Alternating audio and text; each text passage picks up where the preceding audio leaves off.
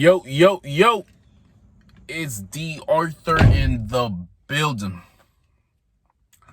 Talking to you guys today about semen retention, the effects of semen retention on your ambition. Why does it seem that you're a lot more ambitious and you're a lot more willing to take risks and become a full stack man while you're on semen retention, as opposed to somebody who relapsed and is not as ambitious? You see, the truth behind semen retention is it makes you become your full developed self. Because if a man's dominant desire is to procreate and multiply, bear fruit and multiply, if it seems that you're not doing that, your body is going to hit the panic button. It's going to hit the panic button. It's going to realize that, hey, if we're put on this earth to procreate and this man isn't getting any, he must be ugly, he must be sickly, he must have a bad attitude, he must have a bad personality. And this is going to ring alarm bells in the command center of your brain, making it so what the brain does, it goes into this thing called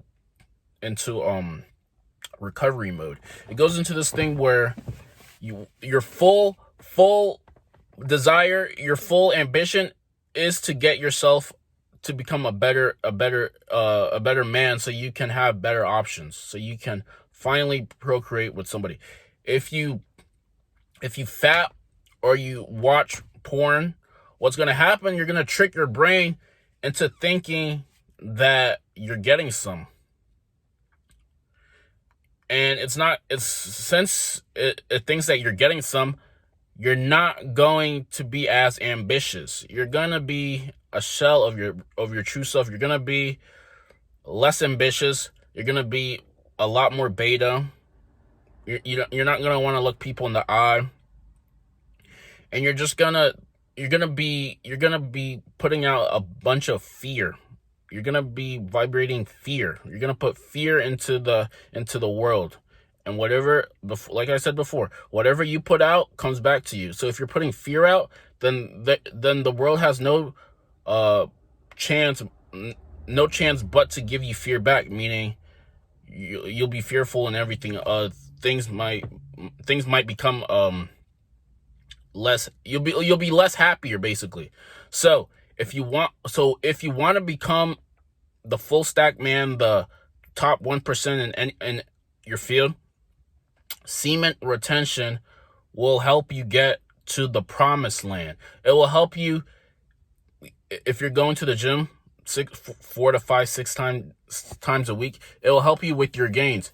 It will help you with your intelligence. It will just help you become the best version of you as possible, so you can attract better things into your life. When it comes to female attraction, your charisma, your body language, your attitude, your carefreeness, your desire will be skyrocketed. It'll be to the top percent. So that's gonna force you to take action. Because if you're on semen retention, you can't just sit there and hope things just develop for you. It will help you take action in anything that you want. It will help you develop a body. It'll help you increase your finances. It'll help you be more in tune with your spiritual self. It will help you because you're becoming the best version of yourself. The man who is the best version of himself will get the best things in life because he's attuned to it. He's a match for what he desires. A man who wants the world but is giving out minimal effort will not get what he wants, because he doesn't deserve it. You don't get what you want, you get what you deserve and who you are. So make sure that if when you're on semen retention, utilize sexual transmutation to its fullest. Utilize your core energy, your sexual energy, so you can get what you want from life, whether it's a new whip, a new job, more money in your business, developing better relationships, being able to assert yourself, being able to communicate at a better level. All of these things will become better on semen retention. I mean, you also still have to work on it, but you will become, quote unquote, your best self while you utilize semen retention. And if you're on let's say a 21-day streak, or a 30-day streak, or a 2-month streak, or a 3-month streak, you're definitely going to notice that, one, you're going to be happier. Once you become happier, people are going to sense that off of you. They're going to sense, hey, this guy is very, very happy. And then you're easily going to attract things into your life. Let's say if you were before, like if you were, let's say if you were, you were trying to get something, you were trying to think of someone, and it never, like, you never actually met them physically, but you thought of them and you stopped thinking of them and you just let it go. What's going to tend to happen is, when you're least expecting it, when you're on your normal day in and day in routine, what's going to happen is, sometimes people it seems like it's magic, out of nowhere, they just appear in your life, and then boom, there they are. They weren't there a couple months ago, but since you've been becoming in tune with your intuition and your true spiritual self, what's going to happen is they're going to magically reappear into your life. This works 9 out of 10 times. But the way it doesn't work is if you're too dependent on why they're not there. That's how stuff doesn't work. The more you're detached from the outcome, and you're carefree from whatever it is that you, quote unquote, desire or you want to have in your life, the more likely it is to come into your life. Think of your desire as something like, let's say, like a catalog in a magazine, and you pick out what you want and you pay for it, and now you have no doubt in your mind that the thing that you want is coming to you. You have to look at it at the same way.